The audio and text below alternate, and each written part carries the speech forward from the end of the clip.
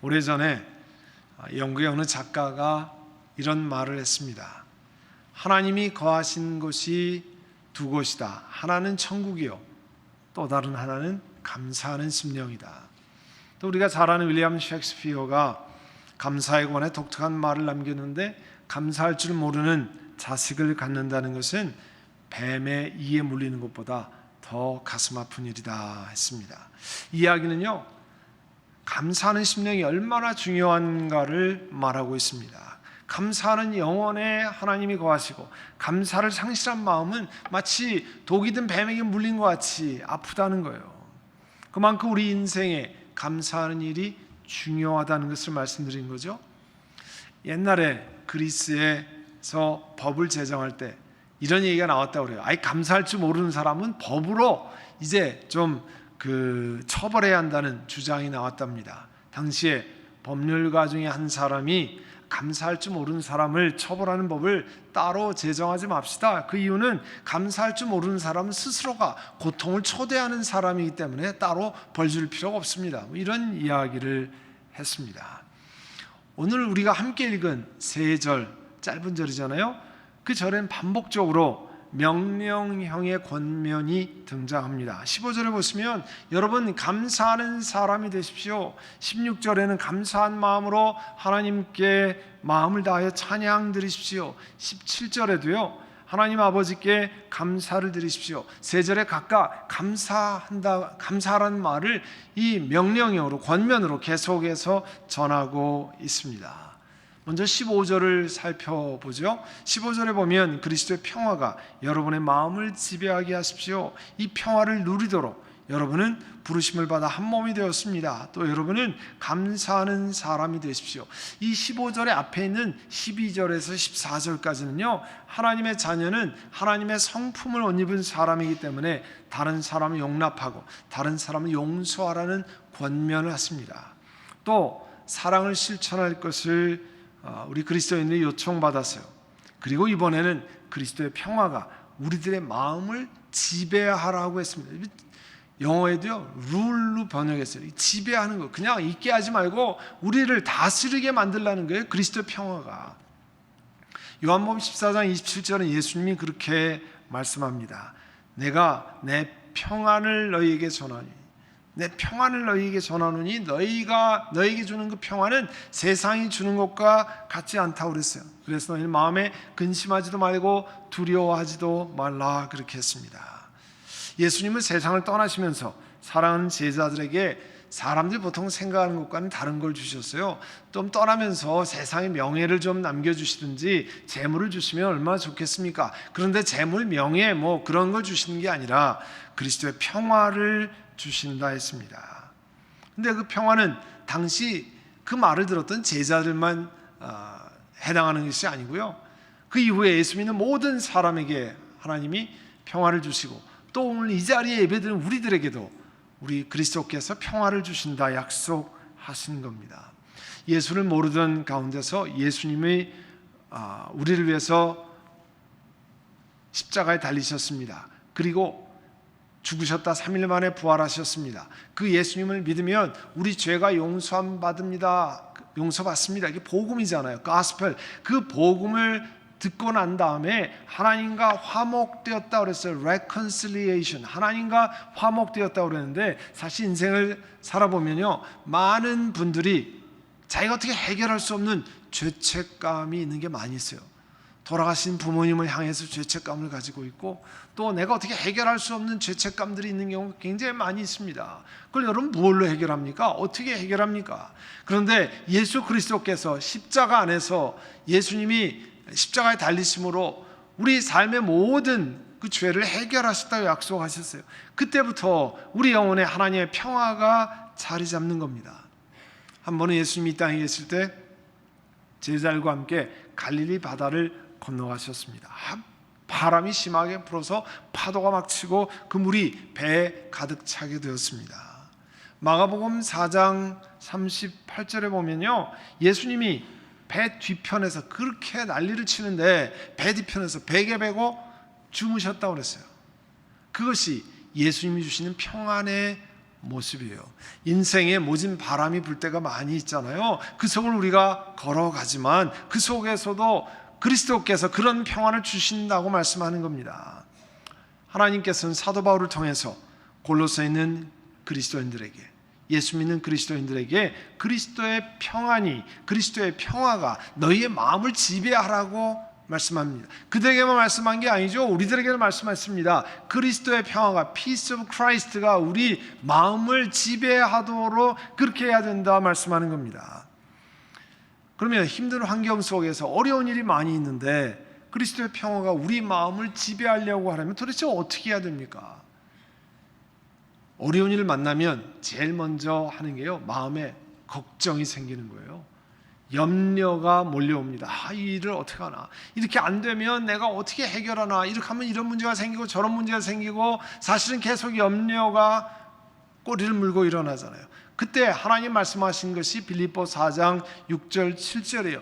아무것도 염려하지 말고 Don't be anxious about everything. 모든 것에 대해서 그렇게 염려하지 말고 대신 모든 일에 기도하고 간구로 너희 구할 것을 하나님께 아뢰라. 그리하면 모든 지각에 뛰어난 하나님의 평강이 그리스도 예수 안에서 너희 마음과 생각을 지키시겠다고 그랬어요.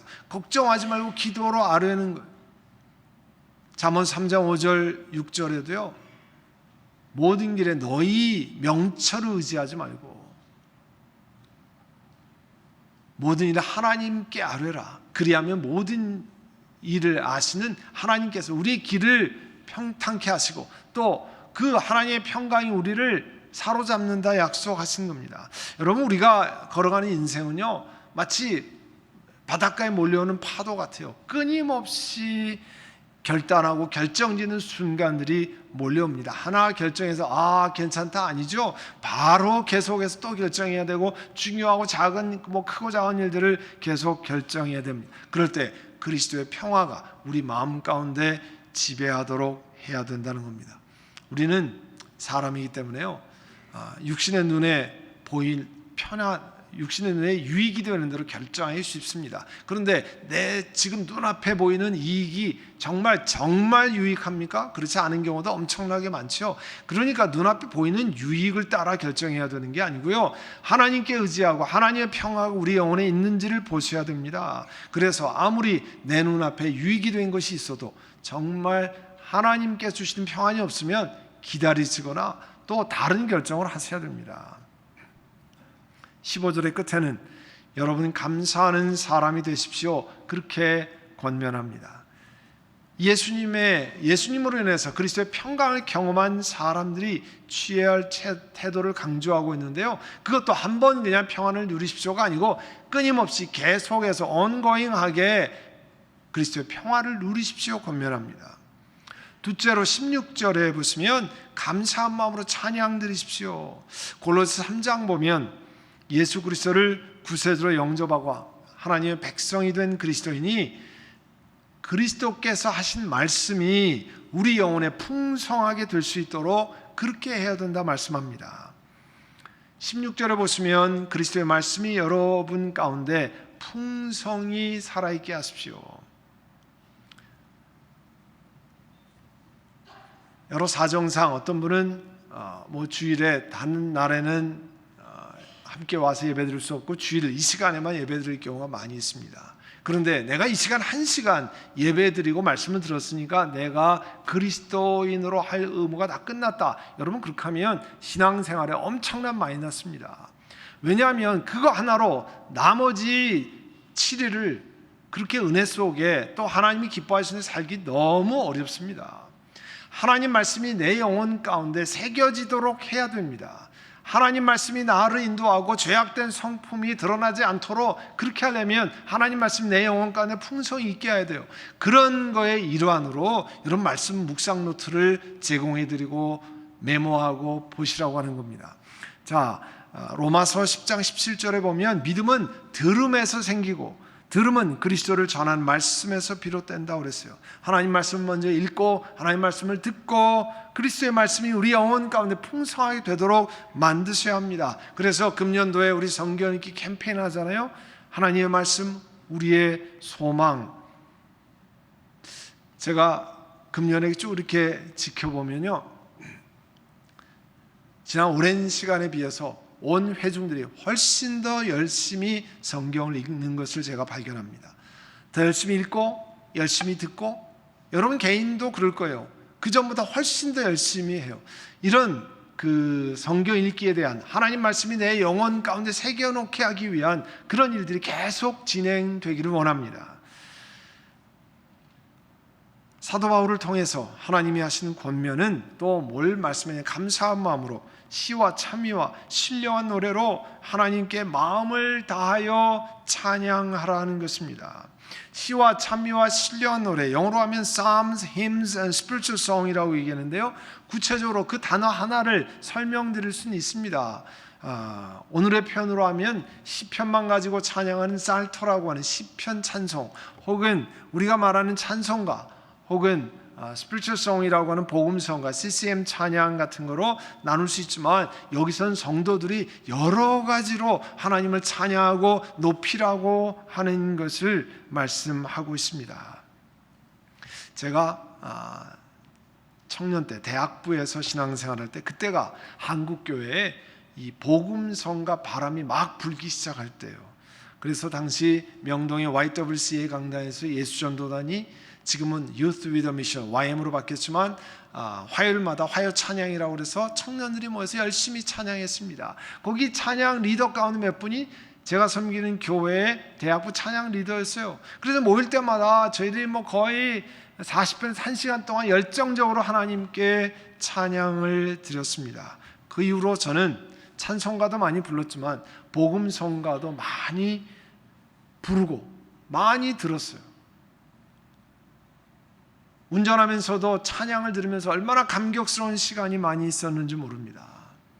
여러분, 찬양을 들으면, 찬양을 들으면서 따라하면 불평했던 마음이 감사로 바뀌는 것을 경험합니다. 주저앉았던 마음이 용기를 얻는 것을 경험합니다. 불신의 마음이 찬양을 들으면서, 찬양을 하면서 믿음의 고백으로 바뀌는 것을 경험합니다. 왜냐하면 찬양 가사들이 다 성경 말씀에 있는 것이고, 또 믿음으로 고백하는 내용을 말씀하잖아요. 그래서 감사함으로 찬양을 올리십시오. 여러분도 그렇게 찬양하는 걸 듣고, 또 운전하시면서 찬양하고 찬양을 따라하고 그렇게 하시면 우리 영혼이 새로워집니다. 그런데 하나 여러분 기억해야 될 게 있어요. 우리 삶에서 하나님이 함께 하시고 우리를 건져주신 것을 잊어버리면요, 감사 대신 불평, 원망이 터져나오기 시작합니다. 우리 교회는 요즘 새벽 기도에 출애굽기를 같이 하거든요. 여러분, 이스라엘 백성들의 가장 역사적인 사건이 뭡니까? 이집트에서 430년 동안 노예로 있다가 노예에서 해방된 거잖아요. 우리 일제에서 36년 동안 강점기에 있었던 것만 해도 지금도 끊임없이 기억하는데, 430년을 노예로 있었으면 정말 얼마나 어려운 상황이었습니까? 그것을 하나님의 은혜로 넣어놨습니다. 자기들이 전투를 열심히 해서 빠져나온 게 아니에요. 하나님께서 기적을, 그것도 이집트의 10가지 엄청난 재앙을 보여주시면서 그들을 건져내었습니다. 마지막으로는 죽음의 사자들이 이집트의 바로 왕의 첫 아들, 또 감옥에 갇힌 죄수의 맏아들, 심지어 동물의 첫 번째 난 새끼들까지 전부 하나님이 죽음을 경험케 했습니다.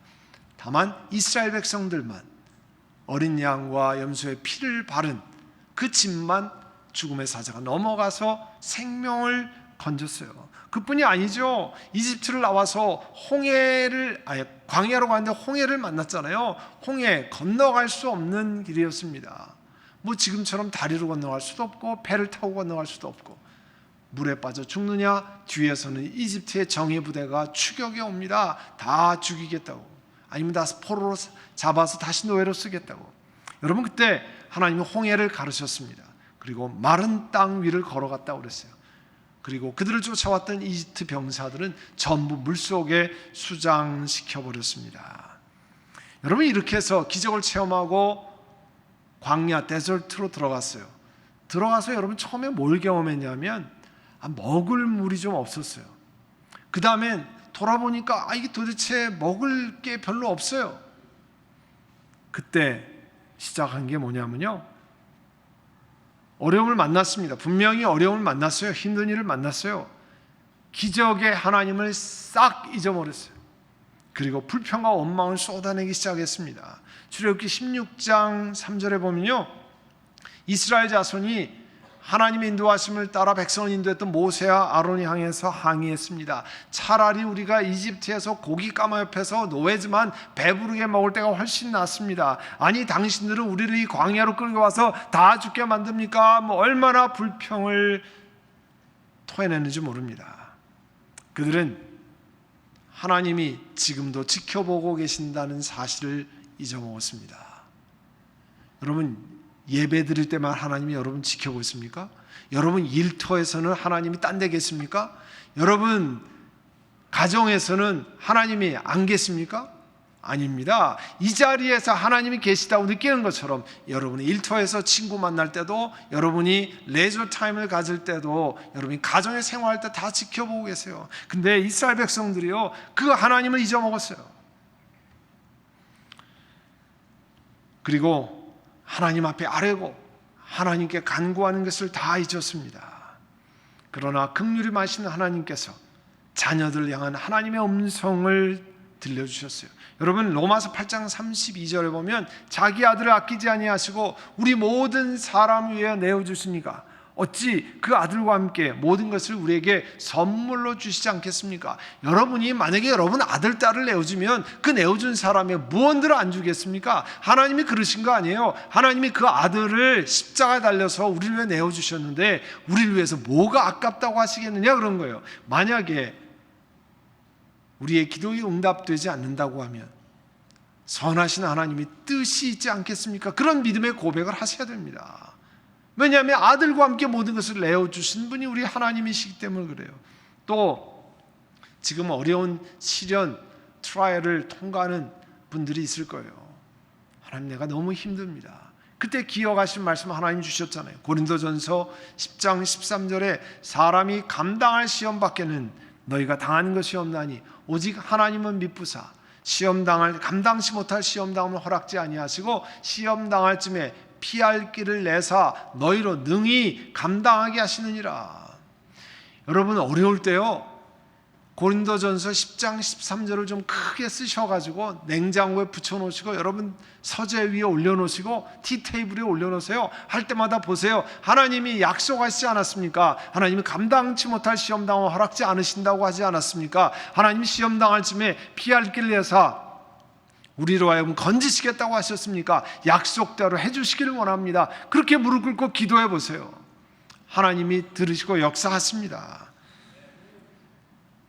하나님 말씀을 우리 가슴에 새기고 불평과 원망 대신에 아들과 함께 모든 것을 내어주신 하나님께, 또한 시험을 통과할 때 피할 길을 주셔서 우리로 감당케 하시는 하나님 앞에 감사로 나아가시기를 바랍니다.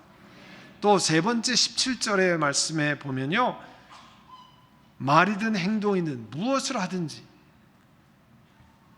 Whatever you do in word or deed, 말이나 행동이나 무엇을 하든지 모든 것을 주 예수의 이름으로 하고 그분에게 힘을 얻어서 하나님 아버지께 감사를 드리십시오.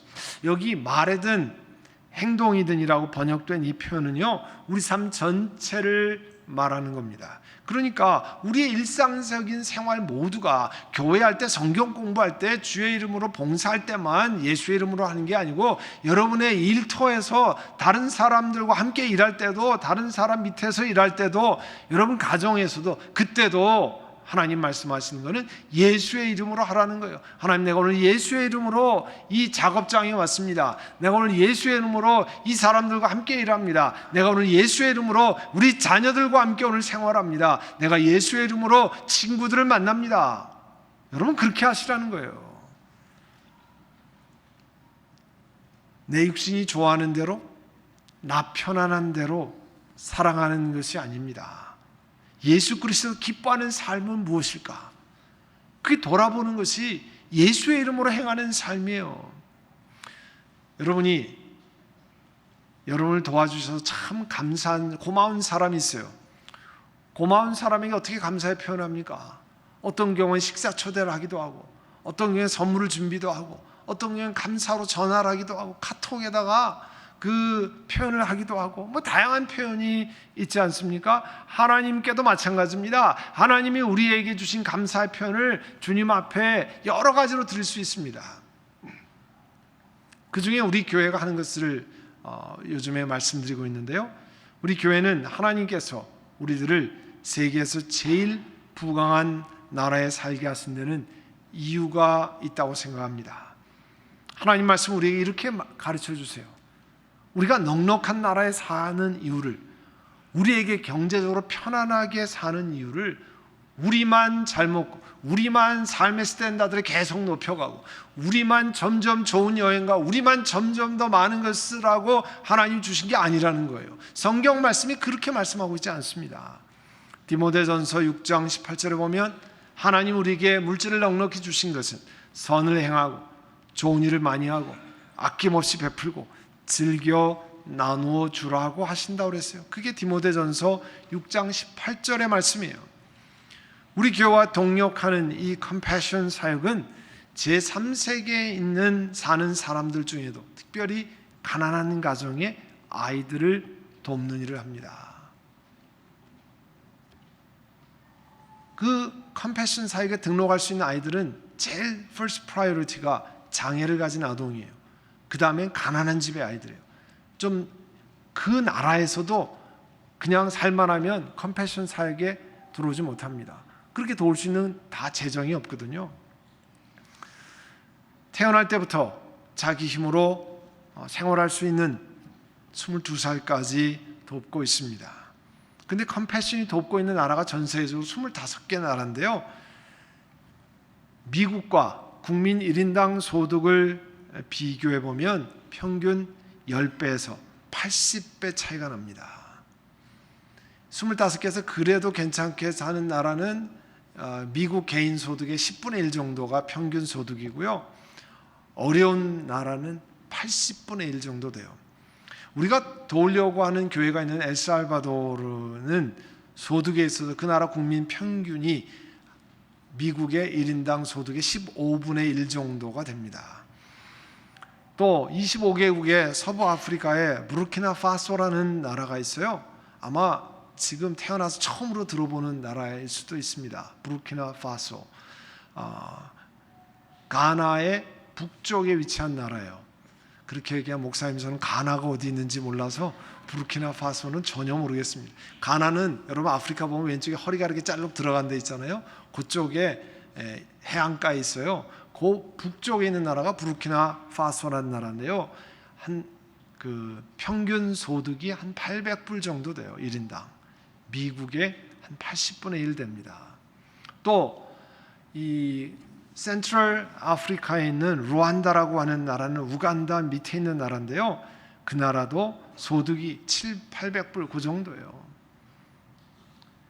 그러니까 이런 지역에 태어난 아이들은요, 지금도 한 살이 못 돼서 사망하는 아이들이 그렇게 많습니다.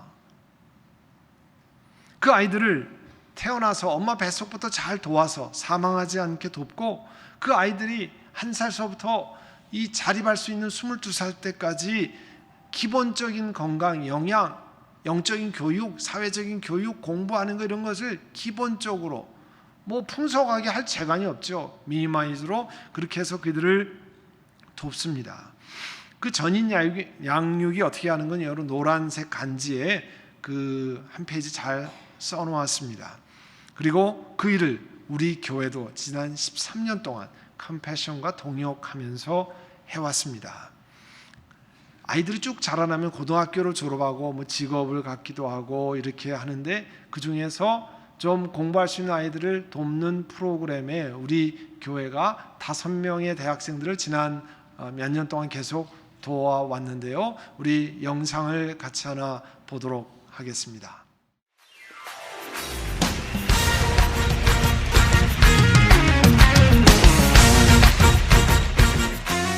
컴패션 프로그램을 진행하는 교회에서는 많은 학생들을 돕고 있습니다.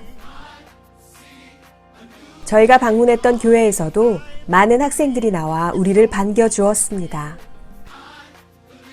New song for you. Come on, help me say. I see a new day dawning. I see a new day dawning. I believe it's almost. 이렇게 많은 사람들 중에 우리는 특별한 한 청년을 만나려고 합니다. 그 청년은 바로 헥토르입니다. 헥토르는 누구일까요? Hello, Hector. My name is Peter. I am one of the elder at the church who's been supporting you for the past 6 years. And I know you have one more year left with your med school. And I pray and I wish you the best of everything with your endeavors. And may God bless you for everything. And Hector, Dios te bendiga. God bless you. 헥토르는 매우 불우한 환경에서 자란 청년입니다. 아버지는 알코올 중독에 감옥에도 갔다 왔으며 어머니는 헥토르에게 일을 하기를 바랬습니다. 먹을 것, 입을 것도 부족한 상황에서 헥토르는 꿈을 꾸었습니다. 사탕을 팔아서라도 대학을 가고 싶어 했습니다. 하나님은 헥토르를 향한 다른 계획이 있었습니다. 컴패션의 LDP 프로그램을 통해 우리를 만나게 하셨고 이제 곧 의대 공부를 마치게 됩니다. Hola, les mando un saludo. Mi nombre es Héctor Manuel López y les doy muchas gracias por haberme saludado y por haber venido a verme. Dios les bendiga y Dios ha hecho una enorme acto y milagro maravilloso a través de ustedes hacia mi vida. Y sé que algún día dará frutos esta semilla que han sembrado en mí. Gracias. 헥토르 이외에도 우리 교회는 여러 학생들을 도왔습니다. 도미니카 공화국의 헤네시스는 정신과 전문의이고 볼리비아의 델마는 소아과 의사이며 콜롬비아의 디아니 타티아나는 공인회계사이고 과테말라의 네이메아스는 경영을 공부했습니다. 이들은 모두 가정과 사회에서 귀한 일들을 감당할 것입니다. 앞으로도 우리는 어려운 가정과 아이들을 도울 것입니다. 감사의 계절입니다. 여러분은 무엇으로 감사하시겠습니까? 당신의 감사는 무엇으로 표현하고 싶으십니까? 사랑을 나눕시다. 컴패션 선데이.